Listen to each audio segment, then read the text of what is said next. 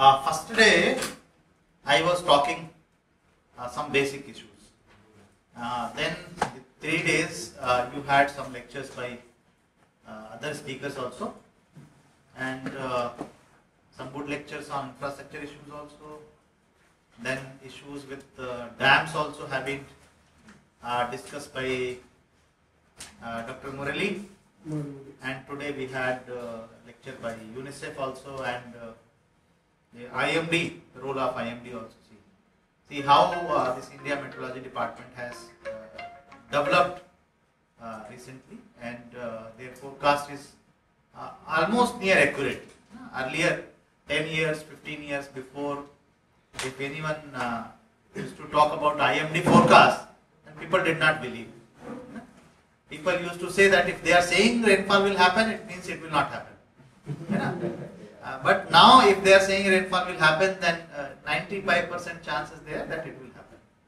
So that is also improved.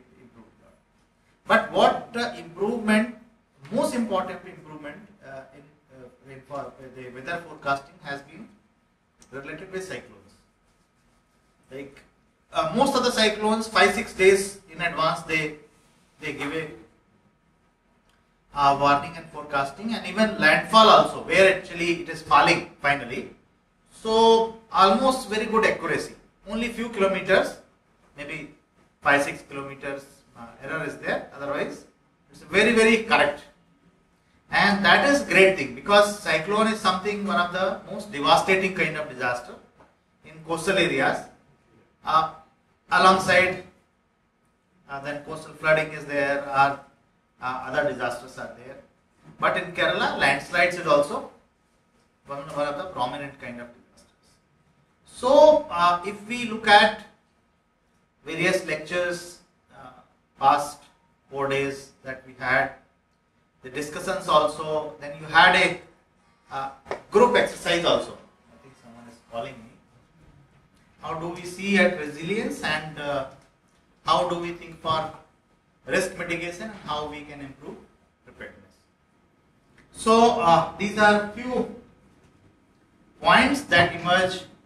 We can say kind of summary that how we start looking at the climate change, climate resilience, and also various realities that we have now accepted. One is that the disaster management has to be more holistic. So like not only focusing on only one angle. So like someone says disaster response, or disaster resilience, or risk reduction, relief, recovery, I think all aspects are important. And second thing, holistic also means that taking everyone. So like in society there are different kind of people. Like we have women population, so they have their different vulnerabilities. We have children, so UNICEF lecture was there, they touched upon that issue also. Children are differently vulnerable. Similarly, we have sometimes marginalized communities. There are some people who are landless, they do not have any facilities, or they do not have much resources with them. So it has to be holistic, it has to be proactive. So disaster management earlier was more reactive, now it is proactive. Now we are talking about disaster today, even when there is no disaster. This is also an example of being proactive, because someone will ask that, okay, you are saying proactive, how to be proactive? Okay. So this is the way that we start talking of disasters when there is no disaster. We start preparing, we develop plan when there is no disaster, and what it will help, that when there is a disaster, we are already in a state of readiness. We are already in a state of preparedness. Then, when we say crisis, so crisis is only one stage. Then when you face major challenge. But there is a pre-crisis and there is a post-crisis. Pre-crisis means when there is no crisis, but crisis is about to take place. So, that is a warning stage. That is a forecasting stage, an alert stage. But when the crisis is handled, then you also have to draw the lessons of crisis. So the entire cycle of the crisis has to be kept. And second thing, we also realized that now we cannot separate the environment issues from disasters. The environment, ecology, climate change, we cannot separate out. And when we have realized that we cannot separate out, so we say sustainability inclusive. That's important. Sustainability means ecological sustainability, also social sustainability. No? And then these are kind of things which are important. Then there is some mistake. It is written twice. Then someone was talking about first day also, that basically all the departments.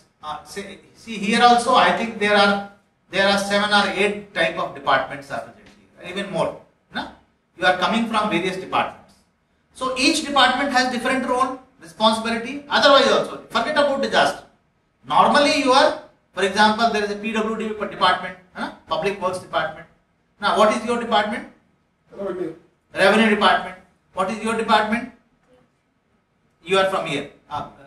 What is your department, madam? Government Engineering College. Engineering College. So what is the role engineering college has? Teaching to students. Okay.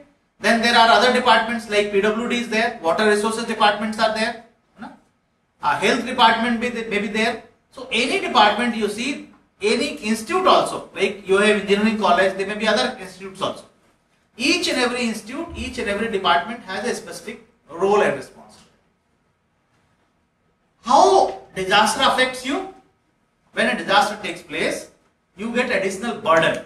Do you get or not? No, your normal functioning is disturbed. Why? You have to rush for that. Second thing, your normal functioning, whatever work you are supposed to do, that will get disturbed. It means, if we see the department's business, basically, business does not mean that earning money. Business means business continuity, whatever work is required to be done by the institute. For example, engineering college. What is the business of engineering college? You take admissions, you teach students, you conduct exams, provide degrees, so that students are coming out with their degree, diploma and going for job. How your business can be disturbed by disasters? For example, the best is COVID to take example.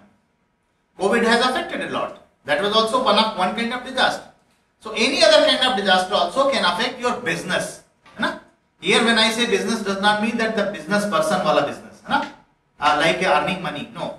Whatever work we are doing. For example, what is my business here? Conducting a training program. So if something happens, for example, something happens and you all need to be evacuated, then this business will be disrupted. So now this concept is also coming where we say business continuity resilience. And then we take example of our municipal corporations. Municipal corporation, if something happens, that the business of the municipal corporation also disrupts. There are industries. There are Jal Sansthanam, which supplies water supply, so drinking water supply. So when there is a disaster, their work is also affected. They cannot treat water, they cannot supply water, these kind of things. The waste management departments are there, the people who manage solid waste. So their work is also disturbed. So basically we have to start looking at disaster management from business continuity management point of view. Why? Because each and every department would like that my work should not be affected by a disaster. Third point is that when we have discussed that there are many environmental issues, then can we think of going together? So I think that is important, that do we have an integration between environment issues and disaster management issues. Then some of the speakers also referred to the ecosystems as infrastructures, like role of wetlands, lakes, ponds, wetlands, mangroves, these kind of things. Then what other issues have emerged, like infrastructure. This entire program focus on infrastructure. There this nature-based solutions are also coming as a part of infrastructure, like these wetlands in the cities are basically the buffers for controlling floods. Then certainly livelihoods, health, food. Something is repeated here, I am sorry for that. Then certainly economy. Economy is most important, and particularly for the urban areas, cities are the hubs of economy. Cities are the hubs of economic activities, trade, industry. Then Greening and carbon neutrality and relief and recovery. This is a new thing. This is very important thing that is emerging globally. And NIDM is going to publish recently a guidebook also, that whenever we do a disaster management, so for example we provide food to relief, food to victims, food to the affected people, and we provide shelter to the affected people, you know, and whatever activities we are doing, that time actually no one cares for environment. We cannot care also because that is not a priority. That time you may use lot of plastic material, polythene material. But whatever polythene and plastic material kind of things are used there, that will later create new problems. And from the climate change point of view, also we are looking at can we make it carbon neutral. Carbon neutral means minimizing the carbon budget of any activity. For example, here we are using 5 air conditions. So that is a high carbon requirement, because whatever electricity we are using, that has a carbon equivalent. That is a carbon equivalent. So can we redesign a building so that we can use only one air conditioning system? Now we are talking about the green buildings, so that naturally can we keep the buildings little cooler so that we do not use too much of electricity. So similarly in the disaster relief and response also, can we think of that? So these kind of new issues are coming. Then certainly improving planning and assessments. When Kerala flood was there, it happened, so we carried out a post-disaster needs assessment. Means after disaster is over, basically you have to carry out the recovery function also. After the relief is over, for example, if some infrastructure is destroyed, you have to provide infrastructure, you have to improve the infrastructure again, you have to do reconstruction, and for that money is required. So how much money would be required? There are certain things which cannot be put a monetary value. For example, mental peace. Can you put a monetary value to the mental peace? You cannot put. Loss of livelihood, exactly you cannot say how much loss is there. So this year wages is lost, but not necessarily that person is going to get a job next year. So you cannot put a value. So these kind of things are there. So we call it economic impacts and non-economic impacts. Non-economic impacts are those where you cannot put a monetary value. For example, lot of biodiversity is lost, or some species gets extinct because of disaster. So you do not know how much money actually you can put as the value of that resource. So now we are trying to improve PDNA process, risk assessment process, and then even the environmental impact assessment process or life cycle assessment process. These kind of things are now coming into picture. Now I hope some of you must be aware about this. India's Prime Minister has given a 10-point agenda. Are you aware? How many of are you aware of this? Some of you are aware. So our Prime Minister has lot of experience of dealing with disasters, and that is the reason you see whenever any major disaster takes place, he takes personal interest, and sometimes he goes to the disaster site also, whether it takes place in any of the state, because he was Chief Minister in Gujarat when Bhuj earthquake also took place, so he had experience that what to be done to deal with disasters. So summarizing his experience, he has given a 10-point agenda.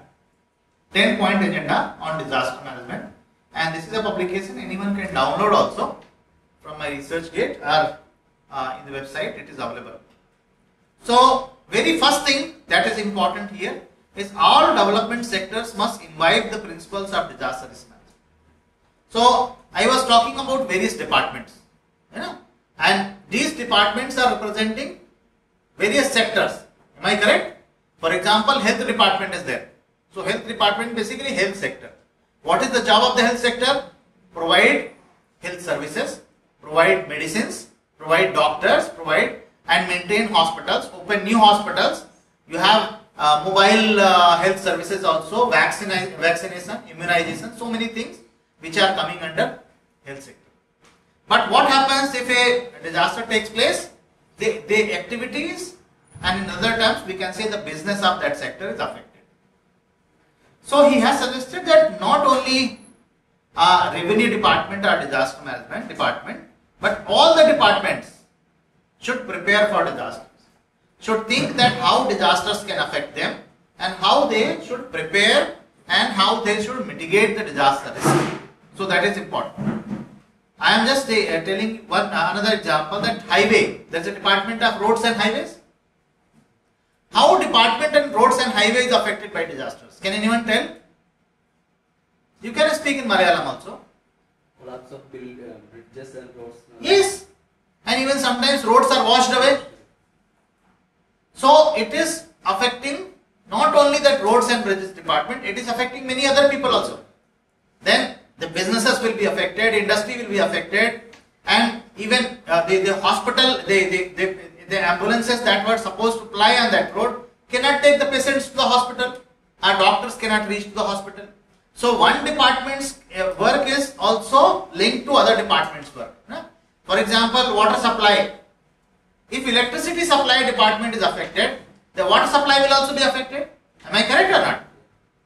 So this interlinkage is also important. So we have to see that how our department and that sector, that is important in disaster management. So not only revenue department or disaster management department, your department is also very important in disaster management. And that is the reason when we organize this type of courses, now we are inviting all department people so that they come and they start thinking that how they have to protect themselves. Themselves means not the human body, but their work, so that the work is not affected. For example, there is a thermal power plant or hydropower plant. So disaster should not affect that generation of power. That should be their motto. And when they construct a power plant, they should also think that they should not increase disasters. They should try to decrease the disasters. That is the kind of a concept that we have here in this number one, point number one. Then second, work towards risk coverage of all. One thing you might have seen in past 8 or 10 years, that you have your banks are providing you small insurance policies. You go for some premiums for life insurance and so many other things, but otherwise also whoever has a bank account, there was some premium, few rupees only, 30 rupees or whatever, sir, I think, 1 or 2 kind of insurance. Basically that is the purpose, that all persons should be covered with some or other insurance, so that they have at least some coverage. So this is very important, that we provide insurance coverage to all, risk coverage. Then third is very important, encourage greater participation and leadership of women. Kerala is one of the best examples. But we want that this example should be there in the entire country. Because role of women in the society, we all know. And that actually, that benefit we want to have in disaster management also. They can be the best teacher, they can be the best organizer, and they can be the real motivator of the society. So many times we were talking earlier about women participation, that women should participate. Women should be invited and they should be part of the team. Now we say no, not only as a participant, they should be leader. They should come forward and they should lead the team. They should tell that how the things should be done. And that is very important. And that is very important. And recently there has been a wonderful news. What is that news? In India, I think this ratio, there is a great improvement in the entire country. Kerala already was there, but now in the entire country there is a great improvement. So this we need to harness in disaster risk management also, that how we promote our the women colleagues in our system, in our society, to take the leadership. Then the next point is invest in risk mapping. What is mapping? All of you must be knowing mapping, Many of you must be using that Google map for going anywhere, and that has really helped. Anyone knows what is the benefit of Google map? Do you know? Or any map, for example, any kind of map. You tell somebody where is that house, my friend's house. So you say, no, you go right. But if you show in something in map, that is very easy. And similarly, what we want that even the risk should also be mapped. So what are the areas of the city, which are the villages that can be inundated during a flood or during rainy season? If this much of rainfall takes place, which are the areas of a district or taluka which can be affected by flood? Which are the parts, to what extent in the coastal areas the coastal flood can affect? The surge can come to what extent? If we can draw these things in the map, that would be a great thing. So they have suggested that each and every inch of soil should be mapped based on risk. I think it is a big dream, very big, but at least we have to start with. So that is something very important. You are coming with a new building, even private houses are there. You are constructing a new house. If you know that where you are constructing a new house, what kind of vulnerability that land has, what is the type of soil, I think automatically something will come to your mind. I should take care of this. But if you do not know and you construct a house and later something happens, you will feel sorry. Had I knew this, I would have done some modifications, or I might have built this building somewhere else, not here, something like that. So I think these are very, very simpler things. If we promote, I think we can promote a culture of safety and prevention. That is the purpose basically. Then leverage technology to enhance the efficiency of disaster risk management. Now we have very good satellite program in India, and I think now even the people who are working in engineering colleges, who are working in the department, they know that government has recently came up with the new geospatial data policy, where you have access to a lot of geospatial data. Now you can download maps, you can procure a lot of maps, and when maps are available, you can do these risk mapping very easily. So that is one technology, but there are other kind of technologies which are available. For example, food technology, for example, chemical technology, all kind of engineering, they have potential to contribute some or other aspects to disaster management. So now we are asking that how science and technology is useful in effective early warning. Like early warning is there, but early warning, if early warning remains at Trivandrum, probably it is of no use. It should reach to the last person who is staying somewhere in some village, and that is the motto. So use of mobile technology, use of satellite communications, other means of communications, that is also important. So how do we leverage technology to enhance the efficiency of disaster risk management? That is also important. Then this is wonderful. Have a network of universities, because university is a place where people come who think, do research and come up with new ideas. So disasters are also coming with new forms. So we need people to come up with new ideas. We need good case studies. Our government officers are always busy with so many things. So we need young people to be engaged in disaster research, coming with new thoughts, new solutions, case studies, new ideas, and their teachers can really promote this. So that is the reason the Prime Minister also suggested that let us bring the universities in this framework, so that the university, their students, even what happened when the Bhuj earthquake took place, those were the schools, those were affected. Thousands of children got affected, they were in the schools. Even in Tamil Nadu, there was a Kumbakonam fire and many children died. So universities, colleges also think of protecting their own. Can we have a disaster management plan for our campus? Can we have a disaster management plan for our school, college? So that is also important in this area. Then utilize the opportunities provided by social media and mobile technology. I think all of you must be having some or other, maybe Instagram or Facebook or somewhere, or you are active. And see how the information passes there very fast. And one information is seen within few minutes by hundreds of people. So can we think that we pass correct information? Because it also has a risk. The wrong information can also pass. So how do we use these media in an effective way to provide correct information, to promote public awareness. Now if you go and tell to people, maybe people do not listen to you. But if you post through Facebook, I think many people are going to look at your post. So this is the new world that we are entering into, that where role of mobile, and then mass SMS, that is also a facility. Like we are otherwise also we are using. We have agro advisory also. Like is rainfall have likely to happen. You have a network of mobiles, and you send in 1 minute you can send to thousands and lakhs of people SMS, the alerts. So this is also possible. Then build local capacities. That is very important. Many times we are talking that this should be done at the national level. This should be done at the state level.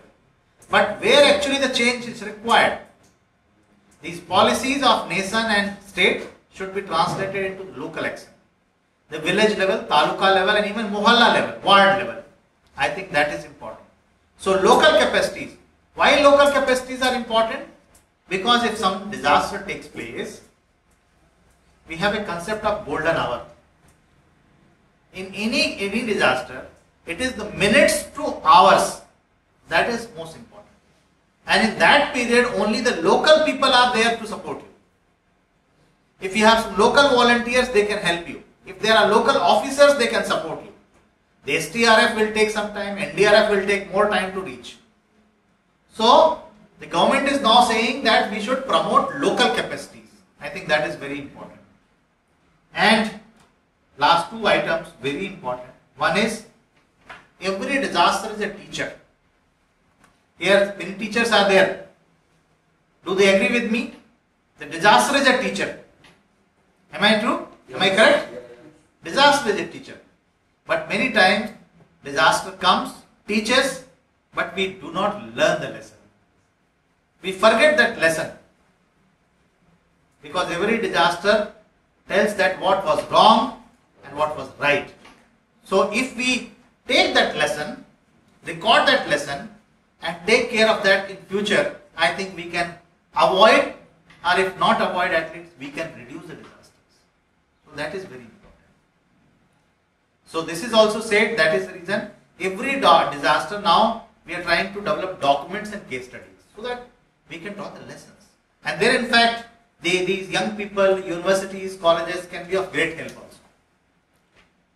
And the last point, disasters have no boundaries actually. Disasters have no boundaries. When the Nepal earthquake took place, the India was also affected. When Pakistan earthquake took place, our Kashmir was also affected. So when tsunami was there, many countries got affected. Even cyclones also, sometimes there are many states and many countries are affected. So many disasters come transboundary, across the boundaries. And it is also important that the disaster should not be thought as a political restriction. During disasters, the countries should come forward to help each other. And past few years, you might have seen that when a disaster comes, all countries work together. When disaster was in Nepal, earthquake, then India, China, many countries were there. Kerala, a very important aspect. Rajasthan, what is the rainfall in Rajasthan? Anyone knows? Around 400, 500 mm rainfall. And that is a chronically drought prone area. Many of the states, many of the districts have even lesser than 300. How much is the rainfall in Kerala? 3,300 or something. See, so we have too much of rainfall, but then also we have drought prone areas. So does it give us some idea? Because drought is basically your management of land and water. So basically now we have to learn to manage our land and water effectively, because we are not getting less water, we are getting quite enough water. Maybe our practices need to change. Maybe our water management practices need to improve. So this is an important lesson. And when it comes to vulnerability, it is two-way. Like here we see this is from the study that we conducted in Bundelkhand region in central India. That is a chronically drought-prone area. And we found that the natural resources as well as the social capital, both are important. Sometimes you have the natural resources, but the social capital is not managed properly. So empowerment of people is also equally important. So social capital related issues and natural resource management issues related things will also come in picture. Then these are a glimpse of some publications. Since time is less, so I am just showing cover page of these pictures, and anyone interested should see, and particularly the young researchers who are in universities or other institutions who are doing any kind of work to integrate the climate change issues, disaster risk management issues and sustainable development issues. So there are good case studies. We carried out a work in a coastal district also, which is a pilgrim city, that is Puri in Orissa. And that is a pilgrim, a lot of people assemble there, and that is a coastal city also. And so we carried out a work jointly with government of Orissa, that how we improve the district disaster management plan of the Puri district to make it climate resilient. And similar work we did in one district in Uttar Pradesh and one in Uttarakhand. So based on the three such experiences, in fact we did similar work in Tiruvallur district of Tamil Nadu and Visakhapatnam in Andhra also. So based on that, a district collector handbook has also been developed. Here the cover page is in Oriya, but it is available in English also, English and Hindi. So if anyone is interested, I will ask Dr. Amal Raj also that they can translate it into Malayalam. It's not big book, it's hardly 20 pages, very simpler. That how the district administration should look at it, a very simpler manual. And Dr. Kopal, you can refer to Amal Rajji, and if someone can translate into Malayalam, that can be of use. They can download it, then they can upload in the website of ILDM also. So this kind of work has been done. But if we summarize whatever discussion we took place in past 4 days, if we summarize, then we find that hazard in one set. For example, cyclones, heavy rainfall, no rainfall or very less rainfall, earthquake, landslide, these are hazards. And many times hazards are beyond our control. Can you control a heavy rainfall? No. You cannot control a cyclone also. But what can you do? You can reduce vulnerability. So our weakness means the weakness in our infrastructure system. Weakness is our planning and preparedness. So that is the reason here there are two wheels. And the first wheel is about understanding of vulnerability. So understanding of vulnerability, that is very important aspect.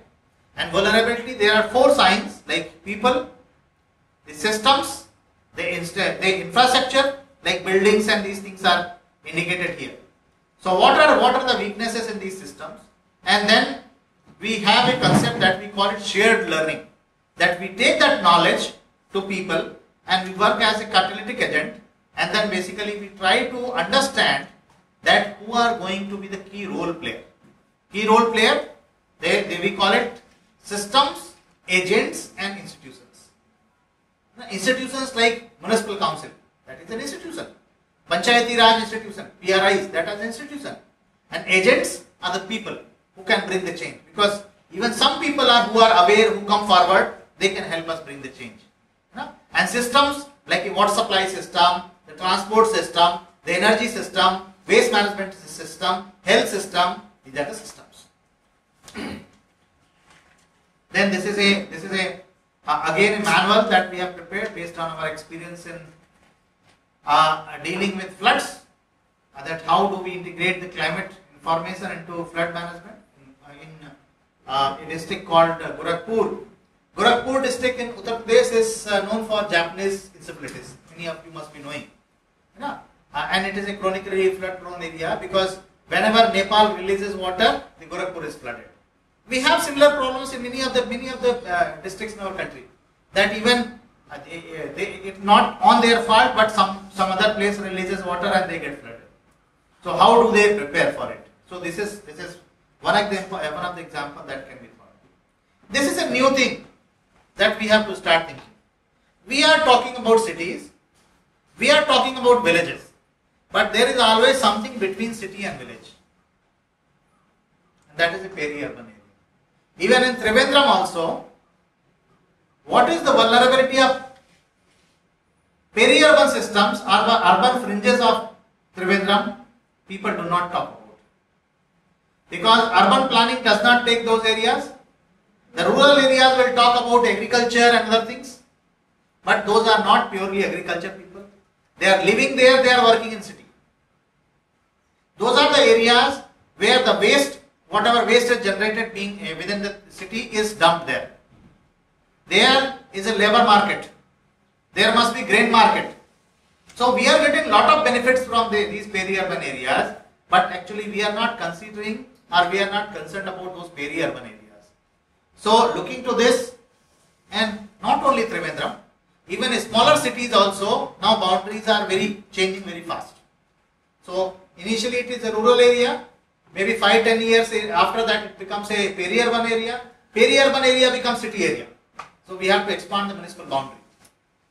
But what happens if those areas are vulnerable initially, then later also it will be vulnerable.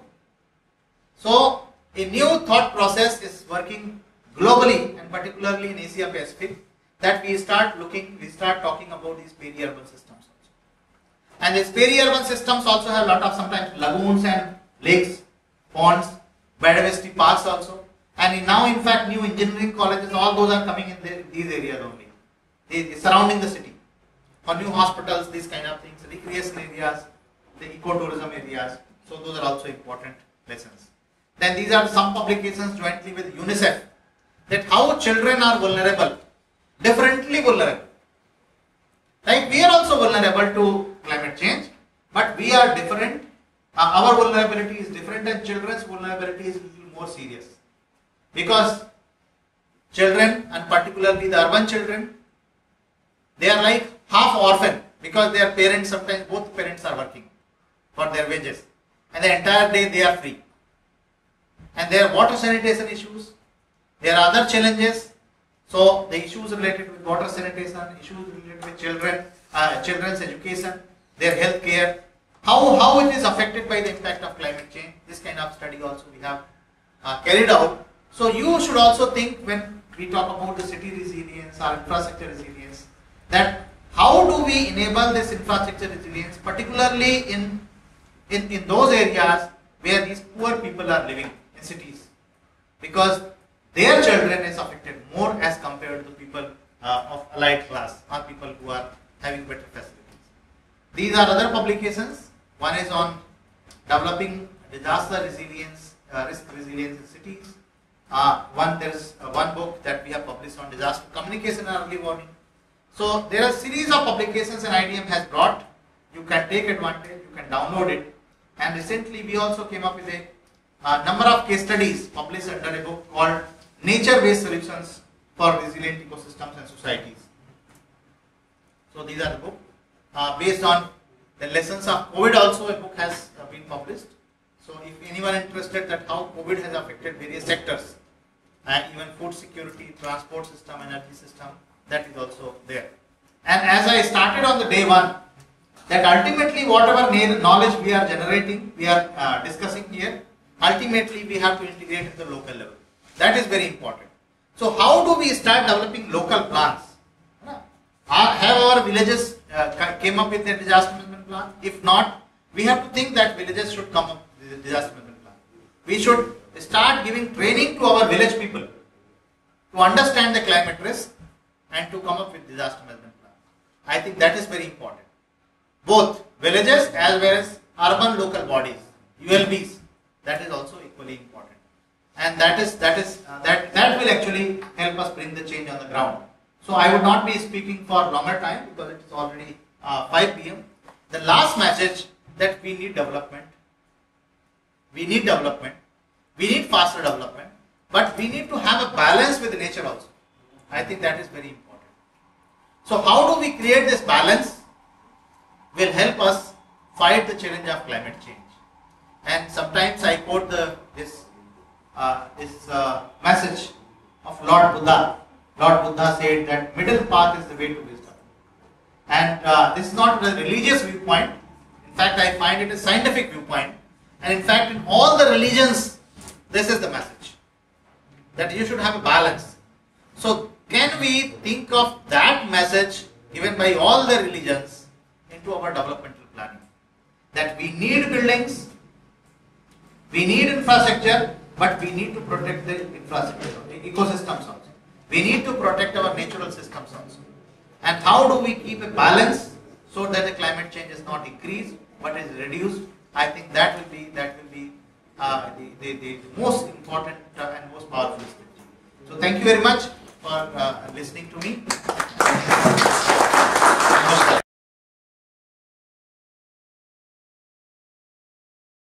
Of India.